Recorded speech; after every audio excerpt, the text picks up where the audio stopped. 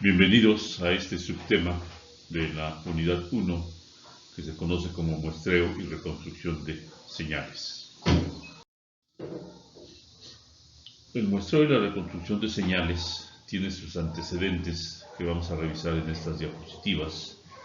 En los años 60 y 70, con el desarrollo de las minicomputadoras, los sistemas físicos ya no requerían ser controladas por las famosas computadoras grandes, los famosos mainframes, grandes en tamaño físico, porque el procesamiento y almacenamiento, pues la verdad es que eran mucho más pequeñas que el celular que traen en la actualidad de ustedes. Sin embargo, ayudaban mucho a tener y mantener el control sobre aquellos sistemas. Por ejemplo, las operaciones de molienda, que requerían en el pasado computadoras grandísimas, los famosos mainframes, ahora son controladas por computadoras personales, pues yo creo que con un poquito o mucho menos capacidad que el celular que cargan actualmente. Sin embargo, no deja de ser importante que tuvieron y tienen una función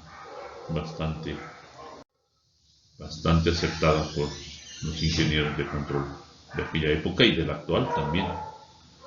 Con la computadora podemos ejecutar dos funciones. Una, que es la de supervisor externo al bucle de retroalimentación. Si nos referimos al diagrama de bloques de un sistema de control con retroalimentación, estamos hablando precisamente de ese bucle. No solo del bucle de retroalimentación, sino que el bucle directo y el de retroalimentación incluido. ¿Sí? También con la computadora se pueden calendarizar las tareas, se puede monitorizar los valores que estén fuera de rango de parámetros y variables que se estén saliendo de los límites que les fijemos, etc. Hay una gran variedad de cosas que se pueden trabajar con una computadora en la actualidad. Y la otra función, aquí la etiquetamos como número 2, que puede tener una función de control interno al bucle de retroalimentación. Estas dos son las principales para nosotros, ya que una computadora que trabaja dentro del bucle de retroalimentación es probable que reemplace los métodos de compensación. También puede que sea necesario adicional a esos métodos de compensación, depende de la aplicación que estemos realizando en nuestro sistema. Las funciones de transferencia que representan los compensadores construidos con componentes analógicos, como se los mencioné hace rato, pueden ser reemplazados ahora por una computadora digital, la cual va a ejecutar los cálculos que simulan un compensador. Fabuloso, ¿no? Ventajas. ¿Cuáles son las ventajas que tenemos para reemplazar componentes analógicos con una computadora digital? Costos. Se reducen los costos considerablemente. Se vuelve más flexible el asunto en la respuesta para el diseño de cambios. O sea, los cambios los hacemos en la computadora, cargamos, corremos y listo, no afectamos nada. Las computadoras son inmunes al ruido, cosa que no sucede con los sistemas analógicos, los cuales con el ruido se perturban de repente. Pero bueno, eso es una computadora digital, o esa es una de las ventajas de la computadora digital. Entonces, dentro del bucle de un sistema de control, ¿dónde vamos a colocar esa computadora? Típicamente, como se los mencioné, se reemplaza el compensador en cascada y queda como lo tenemos en esta figura que les voy a mostrar ahorita con el láser. Se las resalto, aquí está. Ese no fue el láser, esa fue una plumilla. Ahora sí, aquí está el láser. Observen, tenemos R, que es la entrada, el comparador, la salida. Tenemos un error porque comparamos la entrada con esta retroalimentación, que ahorita les digo quién es. Aquí está la computadora digital. Si recuerdan, aquellos que son expertos en control 1 y control 2, aquí precisamente teníamos los compensadores. Ahora, en lugar del compensador, tenemos la computadora digital, la cual nos entrega una señal que llamaremos F, la cual es la que entra con información para mover en la planta algo que se tenga que mover para que obtengamos la respuesta C. Esta respuesta C es la que normalmente se fija o la que deseamos y la cual retroalimentamos para verificar que sea la correcta. ¿Cómo sabemos si es la correcta o no? Pues porque el error está cercano a 0, entonces la respuesta se está acercando a la correcta. Las señales que les mencioné, R, la de error, la del actuador y la salida del sistema, pueden ser analógicas o digitales, no importa. Para un ingeniero en control puede agarrar la señal analógica o la digital y manipularla como se le dé su regalada gana. Estas, las digitales, son una secuencia de números binarios, es decir, es una señal binaria. En esta diapositiva les mostramos un poco con más detalle dónde están esas señales y qué tipo de señales son. En la parte de arriba vemos el mismo bucle, pero ya la computadora digital con dos bloques separados, que uno es el convertidor analógico digital y el otro es el convertidor digital analógico y entrega una señal analógica a la planta. Observen que la planta o trabaja con señales analógicas o continuas en el tiempo. La respuesta es una señal continua en el tiempo, señal analógica. Esa la retroalimentamos y la comparamos con la entrada. La entrada también es una señal analógica. Recuerden que debemos de comparar peras con peras, manzanas con manzanas, etc. Producimos un error y ese error es el que se genera al hacer la comparación de la entrada con la retroalimentación de la salida y también es una señal analógica. De ahí nos metemos al convertidor analógico digital y esto ya se los muestro en el diagrama de abajo. Observen, tenemos la señal R, que es una señal continua en el tiempo, y tenemos la retroalimentación desde un transductor. La retroalimentación es una señal continua, como lo tenemos acá. Esta es la respuesta típica de un sistema de control. La retroalimentamos a un transductor y la metemos al comparador. Generamos la señal de error. Esa señal de error es una señal analógica y la metemos a este cuadro mostrado como S diagonal H y A diagonal D. Eso de SH quiere decir muestreador retenedor. S es la primera letra de la palabra inglesa sampling y H es la primera letra de la palabra inglesa hold. Hold sampling, muestreador retenedor. Y AD es analógico digital. Este es un convertidor de analógico a digital. Al hacer el muestreo de señales y retener esa señal y hacer la conversión de analógico a digital, generamos una señal binaria, esta que tenemos acá, por ejemplo. Esa es la señal que metemos a la computadora digital. En la computadora digital se trabaja, se hace lo que se tenga que hacer y seguimos entregando señal digital. Esa señal digital a su vez es entregada al convertidor, ahora a un convertidor digital a analógico. ¿Sí? Esa conversión de digital a analógico debe estar en sincronía, por supuesto, con la computadora y con la conversión analógica a digital y el muestreo retención de la señal.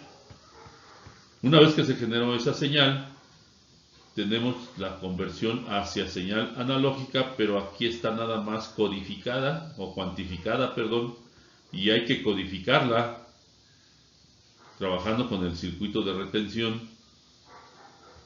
Una vez que está codificada, la mandamos al actuador y generamos otra vez una señal analógica.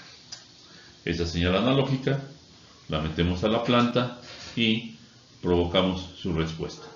Y se repite el ciclo. Bueno, eso es lo que hace una computadora dentro de un sistema de control. Observen la importancia. Todo esto es lo que vamos a analizar en forma matemática para ver el comportamiento de una computadora y cómo afecta o beneficia todo el sistema de control, ya un control digital o un control discreto. ¿Qué es un DAC y qué es un ADC? El DAC es un convertidor analógico digital y el ADC es un convertidor analógico digital. La conversión analógica digital es un proceso simple y efectivamente instantáneo. Los voltajes propiamente adquiridos se suman juntos para la salida analógica. Sin embargo, la conversión analógica digital, ese ya es un proceso de 2 pasos y por supuesto que no es instantáneo. Se tiene un retardo entre el voltaje analógico de entrada y la palabra digital que se va a generar, o sea, la salida que vamos a tener. Se muestrea la señal analógica y después de ese muestreo se convierte en una señal binaria, como ya se los había mencionado. Para este convertidor, la frecuencia de muestreo debe ser al menos 2 veces el ancho de banda de la señal a muestrear. Es decir, debe tener 2 veces la frecuencia de la señal que vamos a muestrear. O, si no lo hacemos, vamos a tener una distorsión y esa distorsión no nos va a dejar después recuperar la señal original, cosa que no queremos. Debemos de tener las facilidades completas para recuperar la señal que estamos muestreando. Esa frecuencia de la que estamos hablando es una frecuencia mínima de muestreo y se conoce como la razón de muestreo de Nyquist. De hecho, es el famoso teorema de Nyquist, teorema del muestreo de Nyquist. Denle un buen repasón a ese teorema. Tengo entendido que por ahí ya lo vieron en algunas materias. Bueno, ¿cuáles son los pasos que se siguen para hacer la conversión analógica digital? Bueno, vamos a tratar este asuntillo en estas diapositivas. Iniciamos con una señal analógica. Una señal analógica que empieza desde 0 y va adquiriendo valores hasta alcanzar un valor que, si nos lo referimos al eje vertical, tenemos 7 octavos de M. Es decir, la señal analógica tiene una amplitud o un voltaje que va desde 0 hasta M volts. ¿Sí? Nosotros tomamos el tiempo en el eje horizontal, y lo tenemos en segundos. Tenemos el ancho aquí de 0 a 1, un segundo, de 1 a 2, ya van 2 segundos, de 2 a 3, empezando desde 0 ya van 3, y etcétera. ¿Sí? Esta es la señal analógica que vamos a muestrear. Observe que su amplitud la tenemos dividida en octavos. La amplitud o el voltaje de la señal analógica, que va desde 0 a M, fue dividida en octavos. Tenemos 1 octavo de M, 2 octavos de M, 3 octavos de M, 4 octavos de M, 5 octavos de M, 6 octavos de M, 7 octavos de M, etc. ¿Sí? Ahorita y les voy a comentar por qué son octavos y no otra cantidad, que puede ser, no se preocupen. De este lado ya está el número digital, pero ese lo vamos a contemplar y se los voy a comentar en las siguientes diapositivas. Aquí tenemos ya la señal analógica con el muestreo de la señal y la retención que produce el retenedor de orden 0. ¿Sí? Entonces, observen la gráfica. Tenemos la señal analógica, que es esta, la que acabamos de ver en la diapositiva anterior. Tenemos su voltaje que va desde 0 hasta M y dividimos ese rango de voltaje de 0 a M en octavos y los tenemos señalados en el eje vertical. En el eje horizontal tenemos precisamente el tiempo que va desde 0, 1, 2, 3, 4, 5 y etcétera, obviamente siguen, ¿no?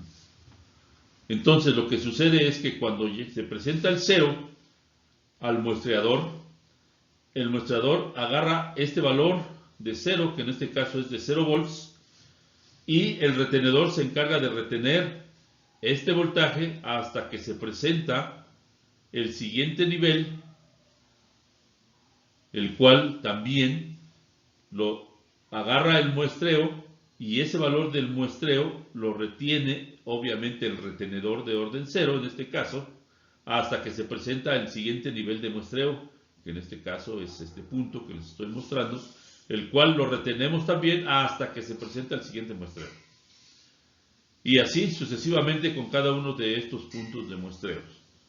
La señal analógica es la señal negra que está en esta gráfica y la señal muestreada y retenida es la señal que está en rojo.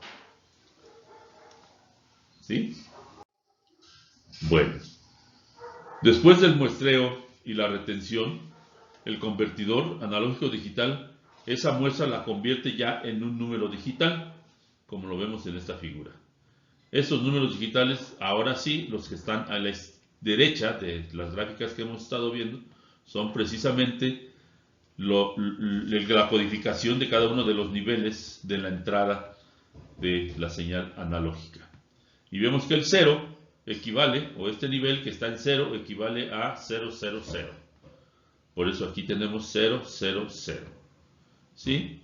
El siguiente nivel, que es este que tenemos acá, equivale o está cercano a 0, 1, 1 y está también el 0, 1, 0. ¿Cuál de los dos tomamos? Esto más adelante se los menciono, pero se los adelanto. Siempre se considera la retención o el valor de la retención al más cercano de la codificación. En este caso es al 0, 1, 1. Y está muy lejos del 0, 1, 0. O está más cerca del 0, 1, 1 que del 0, 1, 0. Por eso es 0, 1, 1 ese nivel. Aquí tenemos otro caso. Esta retención está cerca del 1, 0, 0, que es este que está aquí. ¿Sí? Este está un poco más difícil, pero a ojo de buen cubero está más cerca, de 1, 0, 0. Y así sucesivamente. Esta es la codificación de la señal muestreada y retenida. Y observen que ya está convirtiéndose en una señal discreta. De hecho, ya lo está. En esta figura, la señal analógica, como les dije, se dividió en 8 niveles. Necesitamos un número digital de 3 bits precisamente para representar cada uno de esos 8 niveles. Lo de los 3 bits es precisamente por el 8. Entonces, ¿quiénes les dictan cómo van a dividir el voltaje de la señal analógica que van a muestrear y a retener y a digitalizar? Pues los bits que van a usar en la palabra de la conversión. En este caso son 3 bits, entonces necesitamos 8 niveles.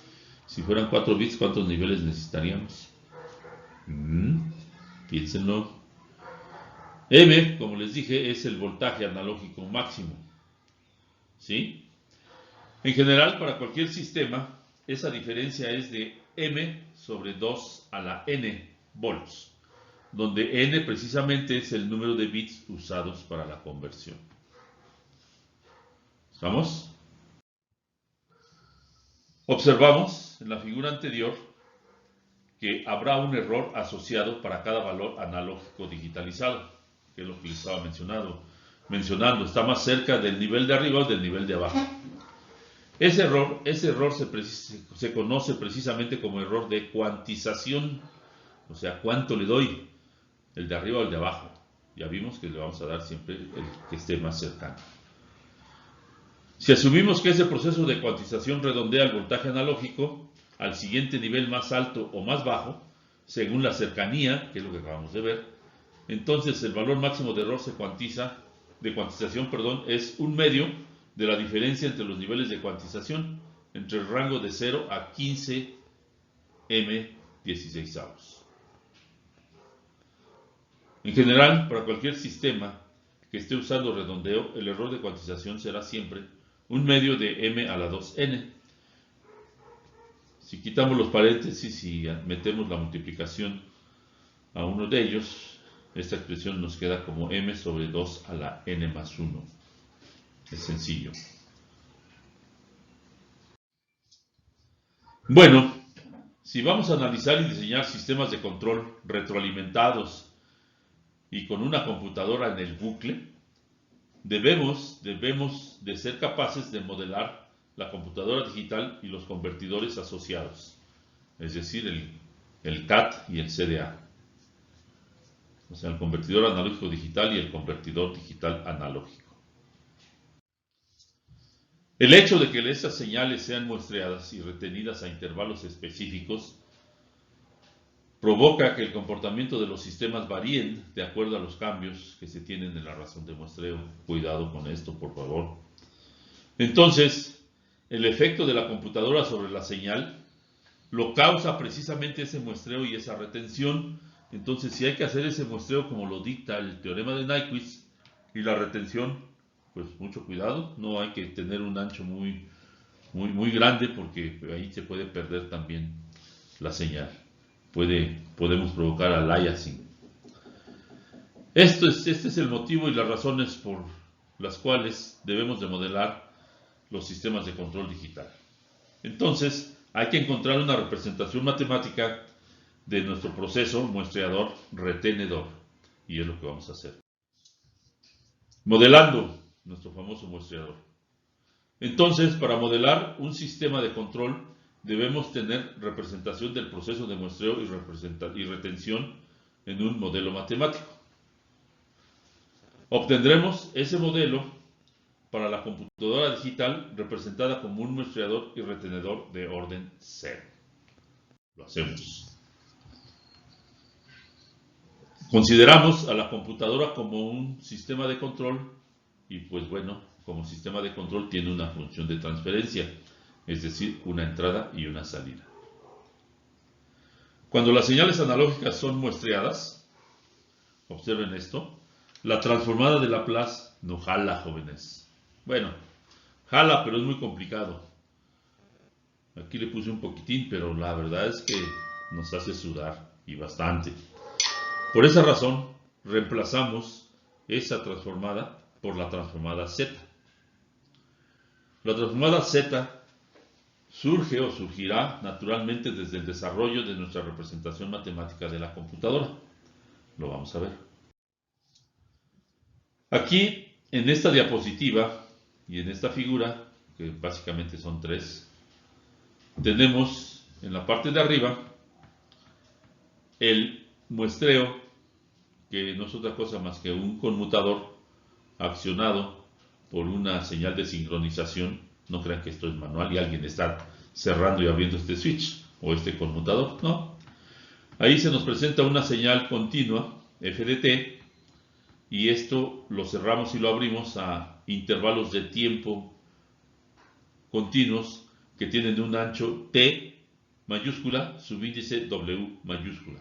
Ese es el ancho del pulso o la duración del pulso que abre y cierra este interruptor. A la hora de cerrarlo tenemos un pedacito de la función discreta, función en el tiempo continuo, y nos genera un dato en una función que vamos a etiquetar como f asterisco subíndice tw de t, todavía la t continua en este momento. Otra vez les menciono que t mayúscula w, subíndice w mayúscula es el ancho del pulso. Entonces, aquí tenemos la señal analógica f de t en función del tiempo continuo, y la gráfica que está a la derecha de esa función analógica es la misma función analógica, pero aquí ya tenemos las muestras que estamos tomando con el switch interruptor, que a intervalos de tiempo con el mismo pulso lo estamos accionando y retenemos el valor que agarramos. ¿Sí? No va hacia arriba esto fue nada más para que vean que sí son valores de la señal analógica que tenemos acá. De hecho, aquí agarramos la retención, la tenemos aquí, y hasta que se presenta el siguiente pulso, obtenemos otro valor de la señal y la retenemos y nos la llevamos. ¿Sí? Esto es lo que hace el interruptor que mostramos en esta diapositiva. Bueno, ¿qué es lo que pasa con las señales? Tenemos una señal analógica o una señal continua y tenemos nuestra señal de muestreo denotada con una S en función del tiempo, en tiempo continuo. Y observen que estos son pulsos equidistantes, es decir, cada pulso tiene un ancho de T mayúscula W. ¿Sí? Esa señal la metemos a un multiplicador donde ya está entrando la señal continua y obtenemos la señal muestreada F asterisco subíndice TW mayúsculas las dos de T. Al hacer esta multiplicación obtenemos esta señal que tenemos del lado derecho. F asterisco subíndice TW mayúsculas de T. ¿Sí? Esto es lo que sucede. Gráficamente se lo estoy mostrando en esta diapositiva. Vamos a ver cómo lo podríamos representar en forma matemática. Con esos conocimientos ya podemos escribir la ecuación de la forma de onda muestreada F asterisco subíndice TW de T continuo. Y si nos acordamos de la figura que acabamos de ver, tenemos que precisamente la función asterisco subíndice TW de T, que es la función muestreada y retenida, es precisamente la multiplicación de la función continua por la función muestreadora. La función continua pues es f de t y la función muestreadora es la sumatoria que va desde menos infinito hasta infinito de un escalón unitario en el tiempo continuo, pero desplazado el valor k por t mayúscula, donde t mayúscula es el periodo de la señal muestreadora, menos a esta sumatoria o a la función escalón unitario primero con desplazamiento k de t, le restamos la misma función, pero ahora con el desplazamiento, además del valor de menos kt, también la desplazamos el valor del ancho del pulso de la función muestreadora. ¿Sí? En esta ecuación, k es un entero que puede variar desde menos infinito hasta infinito. T es el periodo del tren de pulsos, es decir, la señal muestreadora, y TW, como ya se los he comentado, es el ancho del pulso. ¿Cuál pulso? El pulso de muestreo. Ahora vamos a obtener la transformada de Laplace de esta ecuación para que obtengamos su función de transferencia. Eso ya no es tan simple. Bueno, para simplificar, vamos a considerar que el ancho del pulso es pequeño, muy pequeño, comparado con el ancho o el tiempo de muestreo, el tiempo de la señal de muestreo. De tal forma que la señal analógica, que es la que tenemos para muestrear, se pueda considerar constante durante el intervalo muestreador. Entonces, f de t la vamos a considerar ya muestreada como f de kt. ¿Sí? Entonces, con esta premisa, nuestra expresión 13.1 ahora queda como esta expresión 13.2. Que si observan, la única diferencia es que aquí en lugar de tener t, tenemos kt. Esto para pequeños anchos de pulsos, casi tirándole a 0 o a 1 ese ancho de pulso. Ahora sí, aplicando transformada de Laplace, obtenemos esta expresión aquí que la etiquetamos como 13.3. La transformada de Laplace de una función es la misma función, pero expresada en el dominio de S de sapo. Y esto es igual a la sumatoria de f de kt, pero observen que ahora en lugar de t minúscula ya tenemos t mayúscula, por la transformada de Laplace de estos dos escalones unitarios con sus respectivos desplazamientos. Eso es estas expresiones que tenemos dentro del corchete. Eso lo pueden ver con tablas de transformadas de Laplace. Y esto es igual a la sumatoria que va desde menos infinito hasta infinito de f de kt, sea, ya la función discreta, pero con valores, digo, la función continua, pero ya con valores discretos. Por 1 menos e a la menos ancho del pulso por s, entre s, por e a la menos kt por s. Esta expresión la obtuvimos simplemente de esta parte. Expresamos los exponenciales, factorizamos, dejamos los que no son iguales y los que son iguales los agrupamos, despejamos y nos queda esta expresión que etiquetamos como 13.13. Si reemplazamos la exponencial e a la menos t subíndice w mayúsculas las 2 por s con su expansión en series de potencia, aquí es donde surge precisamente lo que les decía de la transformada z. Ya estamos yéndonos un poquito hacia esa, aunque no vamos a llegar en estas diapositivas, lo veremos más adelante. Bueno, sustituyendo esa expresión por su expansión en series de potencia, las ponemos y llegamos a la expresión 13.4. ¿Sí? Esta expresión, si tenemos pequeños anchos de los pulsos, la ecuación 13.4 podemos dejarla como esta expresión que tenemos aquí y que está etiquetada como 13.5. Es decir, la sumatoria desde menos infinito hasta infinito de la función que vamos a muestrear, la función continua, pero ya con valores discretos, kt mayúscula, por el ancho del pulso de la señal muestreadora, por la exponencial e a la menos k por t mayúscula y todo por s. Aquí estamos en el dominio de Laplace. Finalmente, nos regresamos al tiempo continuo y obtenemos la señal muestreada. Aquí estamos en el dominio de Laplace, le sacamos su transformada inversa y obtenemos f asterisco subíndice tw mayúsculas de t minúscula del tiempo, que es el parámetro que usamos para denotar el tiempo continuo. Y eso es igual a t mayúscula w, el ancho de los pulsos de la señal muestreadora, por la sumatoria que va desde menos infinito hasta infinito de la función discreta, que era la continua, pero ahora ya está discreta aquí, por el impulso unitario del tiempo continuo, pero con un desplazamiento de kt. ¿Sí?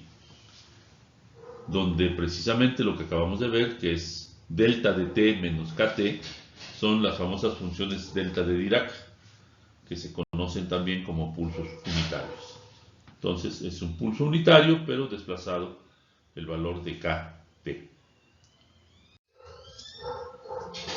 Observamos que la señal muestreada es una serie de funciones delta, cuya área es el producto del ancho del pulso rectangular y la amplitud de la forma de onda muestreada. Es decir, el ancho del pulso por la función muestreada. Esa es una área. Representemos la ecuación 13.6 en esta figura. Aquí tenemos del lado izquierdo un muestreador ideal descrito por su ecuación y la cual no depende de las características de la forma de onda muestreadora. Y del lado derecho tenemos la porción que sí depende de las características de forma de onda de muestreadora, es decir, el ancho t subíndice w, mayúsculas las dos.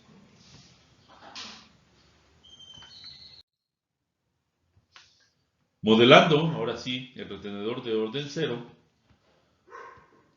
obtenemos con la gráfica que vimos, o la figura que vimos, perdón, donde tenemos el interruptor y la retención de datos, y vemos que la señal continua, f de t, la metemos a una conmutación y obtenemos la señal muestreada, que son los valores que están aquí arriba de la flecha. ¿Sí? Las flechas se ponen como notación, nomás para que se vea bonito el asunto, pero realmente los valores que tenemos son los valores que están arribita de la flecha. ¿Valores de quién? Pues de la señal continua. Estos son valores muestreados y al tener los valores muestreados los metemos a un retenedor y ese retenedor nos va a retener el último valor que se presenta hasta que llega el siguiente pulso. Y otra vez el valor se retiene hasta que llega el siguiente pulso. Y así sucesivamente, hasta que generamos la señal retenida de T.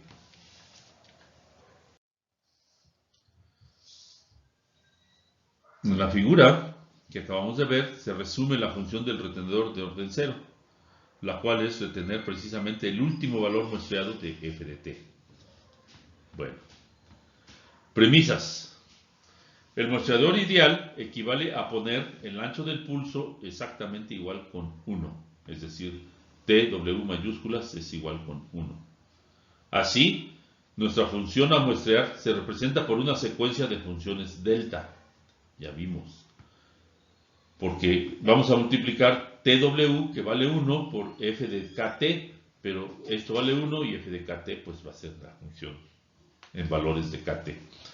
El retenedor muestreador entrega una aproximación de esa función que estamos muestreando y reteniéndole sus valores tipo escalera.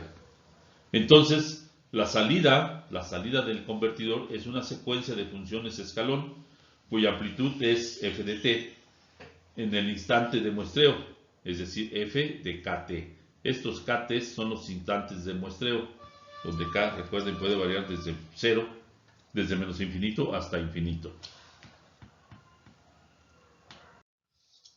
Bueno, ya que el muestreador nos entrega un solo impulso, este genera un escalón sobre el intervalo de muestreo. Entonces, la transformada de Laplace de ese escalón es G subíndice h de s. Y esa es la respuesta impulsional del retenedor de orden 0. Y a su vez es la función de transferencia del mismo. Entonces, aplicando un impulso en el tiempo 0, la transformada del escalón que inicia en t igual a 0 y termina en t igual a t mayúscula será esta expresión. G subíndice h de s es igual a 1 menos e a la menos t mayúscula por s entre s. Observen, esta expresión es una función de transferencia del retenedor. Es un integrador. Cualquier valor que esté dividido entre s representa un integrador. Y también cualquier expresión que contenga e a la menos ts es una retención o un retardo de la señal. Entonces aquí tenemos integrador o integración y retención de señales. Y este prácticamente es el modelo que andamos buscando. En sistemas físicos, las muestras de la forma de onda de entrada f en el instante de muestreo, es decir, kt mayúscula, son retenidas durante el intervalo de muestreo. ¿Cómo? Pues ya vimos en la ecuación 13.8 que el circuito retenedor integra la entrada de la señal y retiene su valor por este retardo e a la menos ts de muestreo. Y este es el modelo que andamos buscando precisamente, jovenazos. Eso es todo por hoy. Nos vemos en la próxima, jóvenes.